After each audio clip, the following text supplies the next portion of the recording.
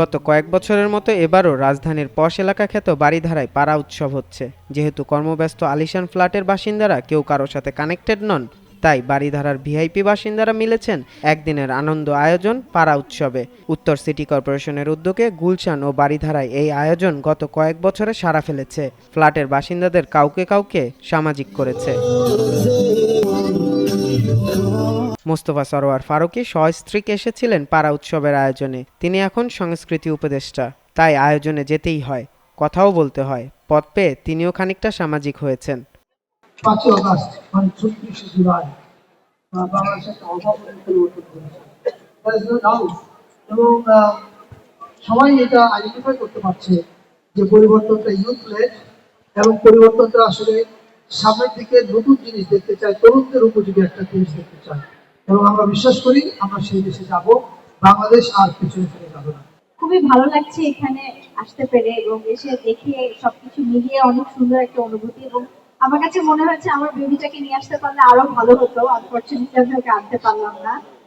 সত্যি এটা অনেক পরিশ্রমের একটা ব্যাপার এবং এই যে ইউনিটি ভাবে যে একত্রিত ভাবে সবাই এই কাজটা করেছে, এটাও দেখে শেখার মতো একটা জায়গা, শেখার মতো একটা জিনিস। এবং আমি আশা করবো যে এখন আমাদের ইয়াং জেনারেশনের মধ্যে যে জিনিসটা সবচেয়ে বেশি অভাব সেটা হচ্ছে ইউনিটি।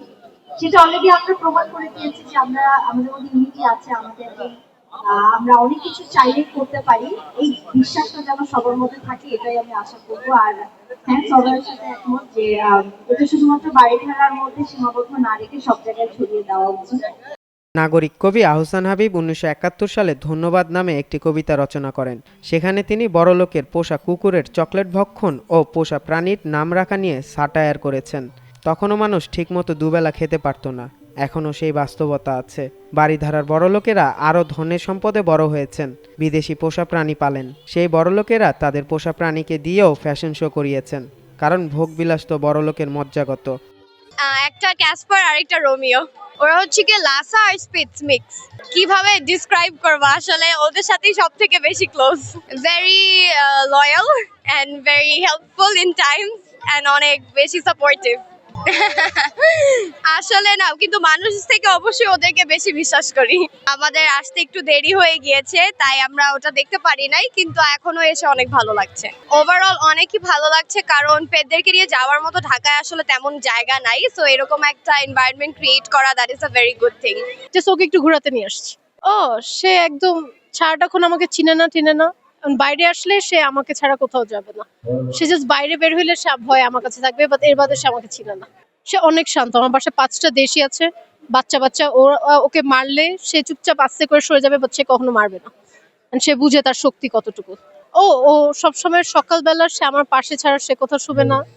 আমার কাছে যে ওরা আশ্রয় চায়, আমার কাছে যে থাকতে চায়, আমাকে যে পছন্দ করে, এটাই আমার সবচেয়ে বেস্ট একটা স্মৃতি। এর বাইরে তেমন কিছু না। কারণটা বললাম ফার্স্টে, যে যারা কুকুর বিড়ালকে দেখে ভয় থাকে, আতঙ্কে থাকে, অনেকে আছে রাস্তায় দেখে ওদেরকে হিট করে।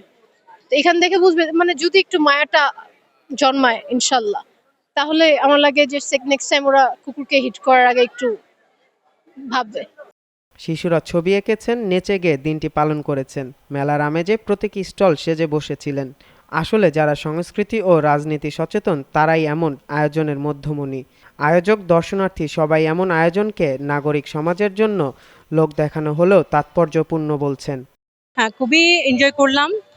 আমি এখানে আজকে আমাদের পাড়া উৎসব বারিধারা, যেটা আমি গুলশান সোসাইটিতে, আমাদের ওখানেও লেক ড্রাইভ পার্কের এই মেলাটা হয়।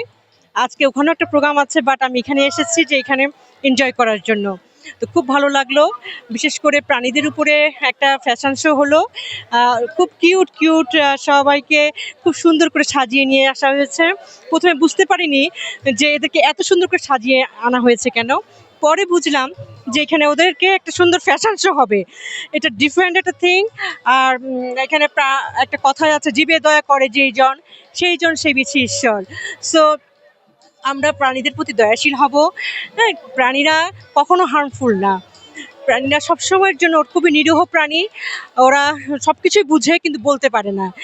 তো আমরা ওদের প্রতি দয়াশীল হব, আমরা নিজেরাও ভালো থাকবো, ওরাও আমাদের কাছ থেকে যেন সেইটা সবসময় যেন নিরাপদ থাকতে পারে সেই প্রচেষ্টা করব। ওনার সঙ্গে যখন আমার পরিচয় হয় গত বছর, তখন I was so inspired with her work. And then I said, look, we must do it in এই বাড়িধারাতে। তো লাস্ট ইয়ার আমরা করেছিলাম, ইট ওয়াজ ভেরি সাকসেসফুল প্রোগ্রাম। তখনই বলেছিলাম যে আমেরিকান স্কুলের যে হেড সেও বলেছিল, আমার সঙ্গে একসঙ্গে একমত ছিল যে এবার নট যে 6 কি বলে ডিসেম্বর, এবার ওদেরকে কার্নিভাল নয় আর স্কুল থেকে মিলিয়ে করার জন্য। আজকে আপনারা এখানে এসেছেন, আপনারা আমাদেরকে অনেক খুশি লাগছে যেরকম একটা উৎসবে এসেছেন এবং এখানে আপনাদের পাড়ার সবাই মিলে এখানে রাস্তায় নেমে এসেছি। ঢাকা শহরে যখন থাকি ফ্ল্যাটে একজন চিনি না, বাট এই পুরো প্রোগ্রামটা আসলে থিমেটিক আইডিয়াটি হচ্ছে যে সবাই সবার সাথে পরিচয় হচ্ছে এবং সবাই আর একটু সময় কাটাচ্ছে, আনন্দ করছে।